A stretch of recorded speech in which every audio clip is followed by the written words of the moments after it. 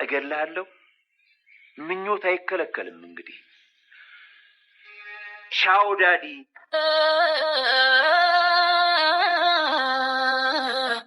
ምነው አባቴ ምነው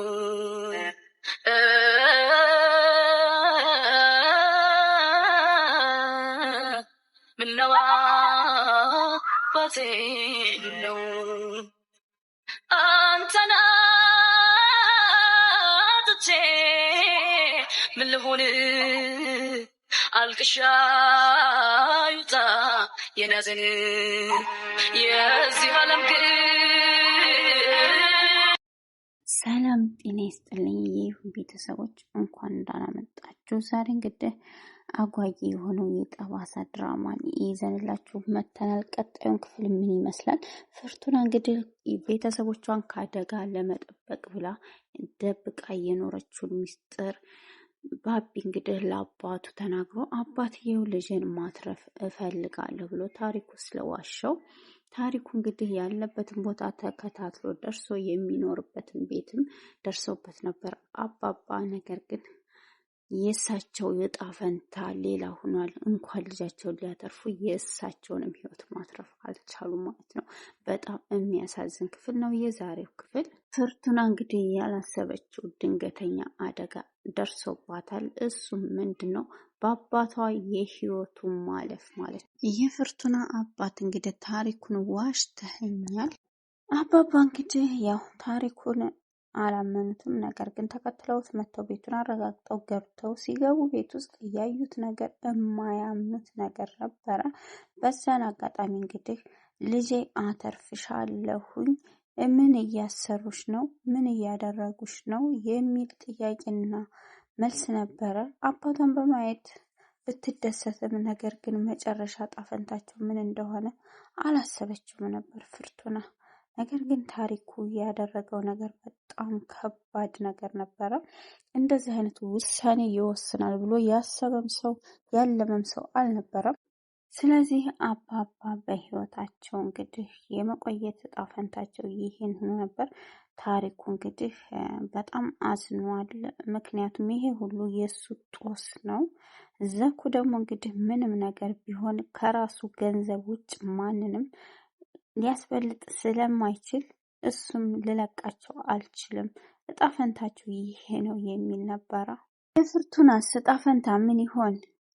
አባቷን በማጣቷ ምን ታደርግ ይሆን የሚለውን እንግዲህ አብረን እናያለን።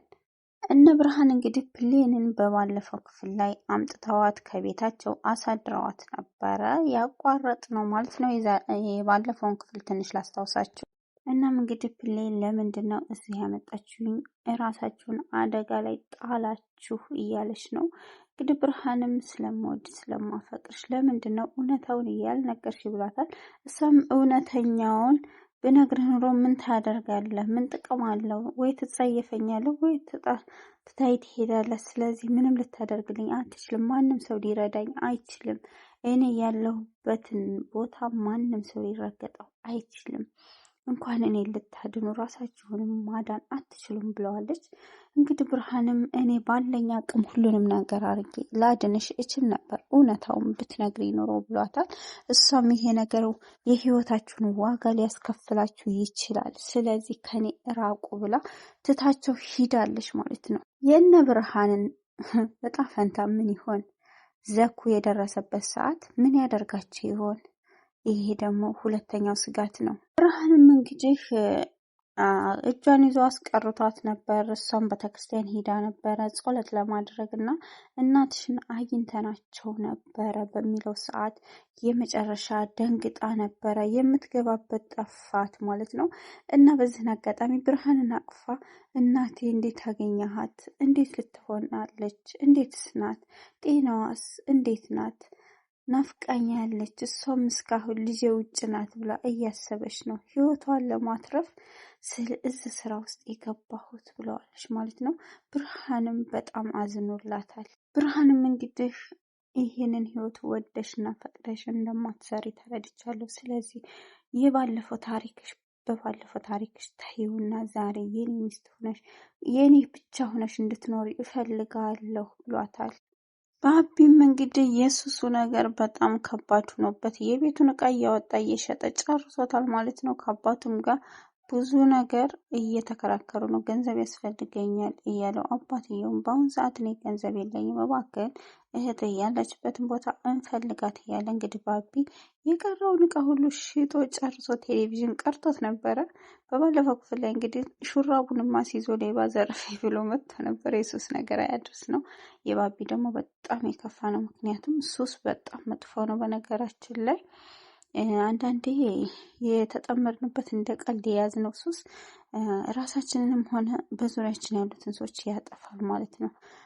ይሄ አደገኛ ሱስ ደግሞ በጣም መጥፎ ነው እና ባቢ ደግሞ አሁን ያለበት ሁኔታ መቼም ሊተወው የማይችለው ሱስ ውስጥ ገብቷል ማለት ነው። እና በዚህን አጋጣሚ አንዳንዴ ሱስ እንደ ቀልድ ጀምረናቸው እንደ ጨዋታ ለጓደኛ ብለን የምንጀምራቸው ነገሮች የራሳችንን ሕይወት ቀርቶ የቤተሰቦቻችንንም ሕይወት ያጠፋል ማለት ነው።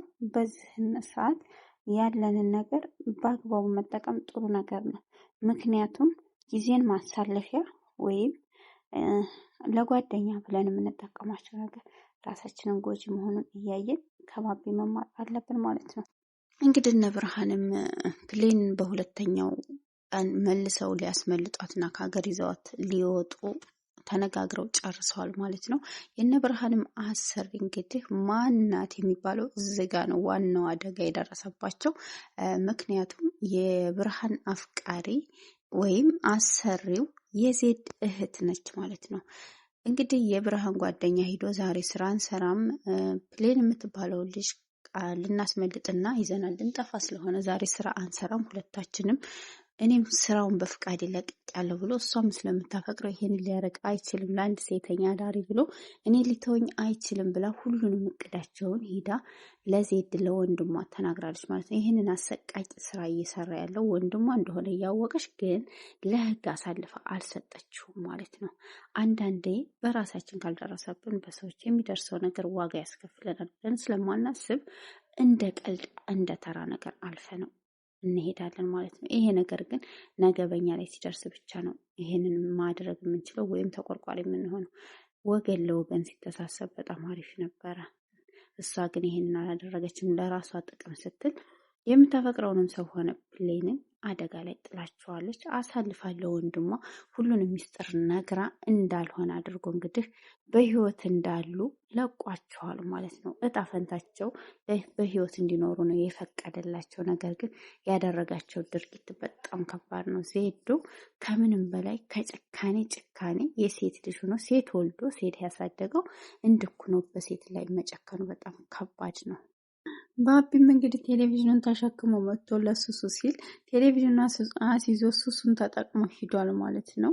እዚህ ጋር ምስኪኑ የፍርቱና አባት እየጠበቀ በጉጉት ይገኝ ነበር ታሪኩ ግን ባለመምጣቱ እሳቸውም የገቡበት ነገር በጣም ከባድ ነገር ነው። ያሳዝናል።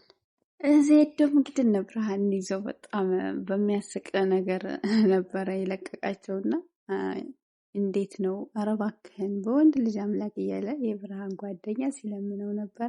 ለዛሬ አይጥ እንግዲህ የጀግና ልባልም ለቅቄያቸዋለሁ። ስለዚህ ሁለተኛ ግን በዚያ በሰፈሩም ስታልፉ ባያችሁ እኔን አያድርገኝ ብሎ አሰናብቷቸዋል። በጣም እኔ የሚገርመው ነገር ይገላቸዋል ብዬ ፈርቼ ነበር። ነገር ግን በህይወት እንዴት እንዳቆያቸው ባላቅም የሆነ ነገር እያሰበባቸው ነው እንጂ በህይወት ዜዶ የስራውን ጉዳይ ያወቀው ሚስጥር በህይወት እንዴት እንደለቀቃቸው በጣም አስገራሚ ነገር ነው ማለት ነው። ምክንያቱም ዜዶ ስራውን የሚያውቅበትን ሰው ግቢው የገባን ሰው እንኳን ሰውን ቀርቶ ቁንጫ ቤቱ ሲገባ በጣም የሚናደድና የሚበሳጭ ሰው ነው። ስለ ስራው የሚያውቅበትን ሰው ማንም ሰው ከሱ አካል ካልሆነ በህይወት መኖር አይፈቅድም። ነገር ግን ነብርሃንን በህይወት እንዲኖሩ ፈቅዶላቸዋል። ይሄ ደግሞ የራሱ የሆነ ምክንያት አለው። እናንተስ ምን ትላላችሁ? ግምታችሁን በኮሜንት አስቀምጡልኝ። እና ለምንድን ነው በህይወት እንዲኖሩ የፈቀደላቸው? እዚህ ላይ ነው እንግዲህ ከባዱ ችግርና ከባዱ አደጋ ማለት ነው። ምክንያቱም አባባ በማያውቁት ፈንጅ ረግጠዋል። ስለዚህ ከዚህ በህይወት መውጣት የለባቸውም ብሎ የዕጣ ፈንታቸውን በደቂቃዎች የወሰነባቸው ታሪኩ። እናም እንግዲህ እሷም ለምን አበይ መጣ ወደዚህ ብለው ነበረ። ነገር ግን ምንድነው ያሉት? አንቺን ማትረፍ ስላለብኝ ታሪኩ ውጭ ልኪያታለሁ ብሎ ሲያታልለኝ ኑሯል።